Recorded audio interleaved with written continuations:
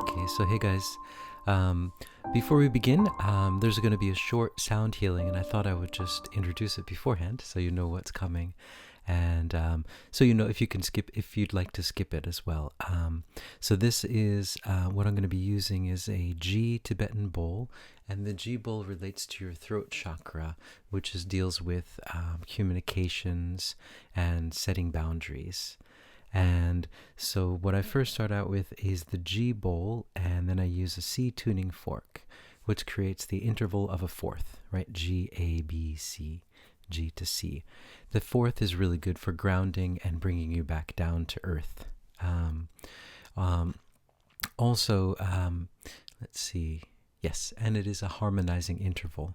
And what I'm doing with the fork is I'm just kind of like turning it around so it sounds like a crazy spaceship. That I just did that because I thought it sounded really cool. And then after that, I play the G bowl and the A bowl. The G and the A, that's just one step. It's a second G A, so 1 2, and that is a dissonant interval, and it's an interval that kind of shakes things up. So when you're healing something, first you want to harmonize it, and then you want to kind of shake it up to kind of get loose whatever energy is stuck there. So that's why I use the G and the A, and then I play it kind of fast, so you kind of get that, that feeling, that clearing kind of sense. That's why I say if you want to skip ahead, if you're driving or something, it might be a little bit noisy. Um, And then afterwards, I just play the G bowl just to get you back into kind of a harmonizing state, to heal, a healing state. So a reforming state, you might say. So okay, so that's the introduction to the sound healing, which will start now.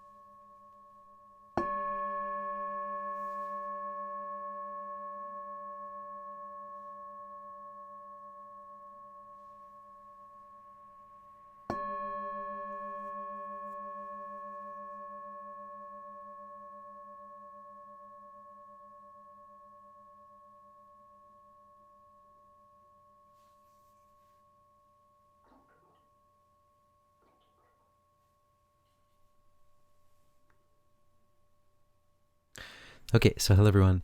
I was just reading through the manual for teachers at the end of the Course in Miracles, and I've read it before, but it's funny. After a few times of going through the lessons, things start to become a lot clearer, and they make a lot more sense. Sometimes it's just so confusing and so dense, and just yeah.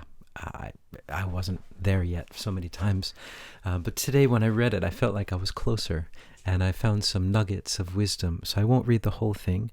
I would suggest, if you're interested, please read it, and if you don't understand it, I recommend just going through the lessons every day, and then it starts to open your mind, and you start to understand the concepts there. If you'd like, just if you want to, if you're interested. But I was reading this today about healing. And so these are little nuggets that I picked up from it. So they're talking about the perceived purpose of sickness and the shift in perception. So this is in, I guess it's chapter 5, and how is healing accomplished? And here it is. So healing is accomplished the instant the sufferer no longer sees any value in pain. Who would choose suffering unless he thought it brought him something, and something of value to him? And then the other one is the acceptance of sickness as a decision of the mind for a purpose which it would use the body is the basis for healing. So understanding that the body is not creating the sickness. The body has no decision-making power in this. It's all our minds that are creating the sickness. And we believe the sickness is of value to us for whatever reason. And I find this to be, it's a very shocking thing for me too. There's a lot of lessons like this.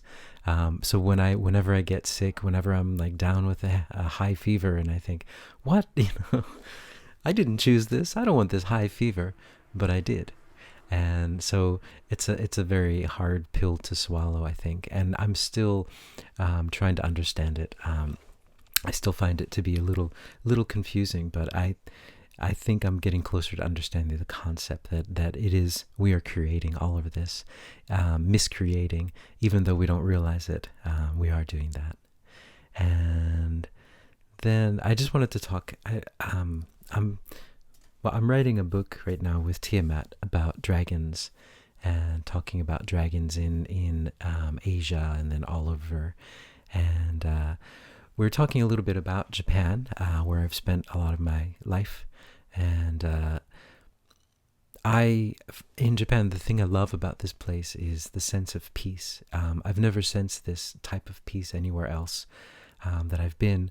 Although some other Asian countries do have this, but I think in Japan, it's very, very strong, I might say, a strong sense of peace. And it's something that's hard to describe. You hear the word peace and you think, oh, peace, man, that's cool. But it's much deeper. It's just this deep feeling that you get of just peace, and it's just everywhere you go you just feel it, and it's amazing, it's wonderful, and I've never experienced it, as I said.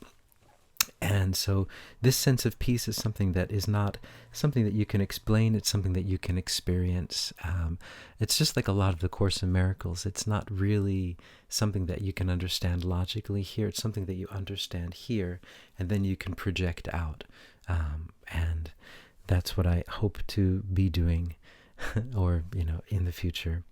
And so another thing that I learned, though, recently is that that in order to keep the peace, in Japan they call it wa. Wa is harmony. In order to keep and balance the wa, sometimes, for example, in public situations, you have like a public face. You have your there's two sides, the face that you show in public and the face that you show in private. And this, of course, is everywhere. All over the world we have this. I mean, just normal. But in Japan, it's very serious, very important in situations with people that maybe you don't know very well, or work situations. Of course, with friends, it doesn't matter. But these kind of things, that it's important to keep this sense of peace.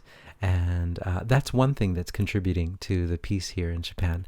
But another very, very important thing thing that is not really talked about. A lot of people say it's Buddhism. Buddhism is what makes the peace here, and that's not the case either. According to Tiamat, it's the dragon energy. The dragons are balancing the peace. The positive dragons here are the balancers of the peace. So anyway, this book that I'm writing is all about all of that kind of stuff, and that's my spiel for today. And I guess I'll just see who comes through. Who comes through.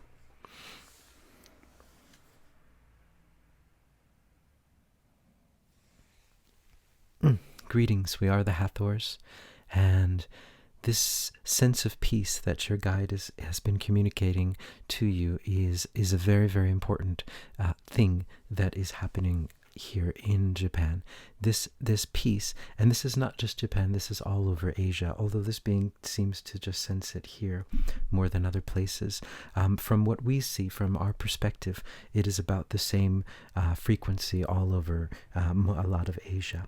And what we would like to say to you is that this peace is something that we will start spreading throughout your world.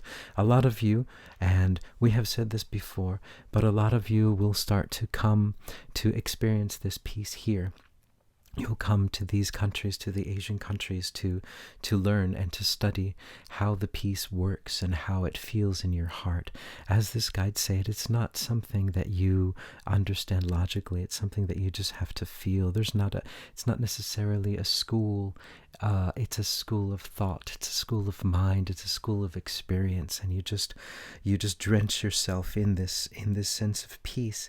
And then once you're able to understand it on a deeper level inside here, then you are able to project it out, or maybe we might say to extend it out.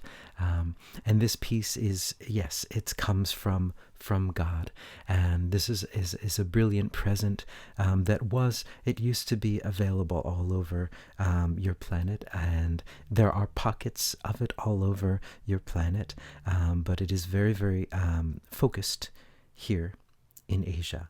And so this is a place that you can learn this sense of peace from. And we would suggest, if you cannot travel, if you're not able to travel, you are all connected, and you are able to travel in your mind, in your imagination. You can easily travel here and learn the peace in your meditations, in your dream state. So you don't actually have to physically come here if you cannot. That is not a requisite for studying peace. And we would suggest for all of you, if you are ready and if you are willing to understand and to learn this sense of peace, because once you do, then you can be the messengers of this peace just by being who you are, just by projecting your beautiful light out of you, because you already have the peace inside of you. It's just a cleansing, it's just an awareness, and just the land is drenched with this sense of peace so that it's easier for you to remember it and to remember that it is inside of you. So that is our message for today. Okay, ciao.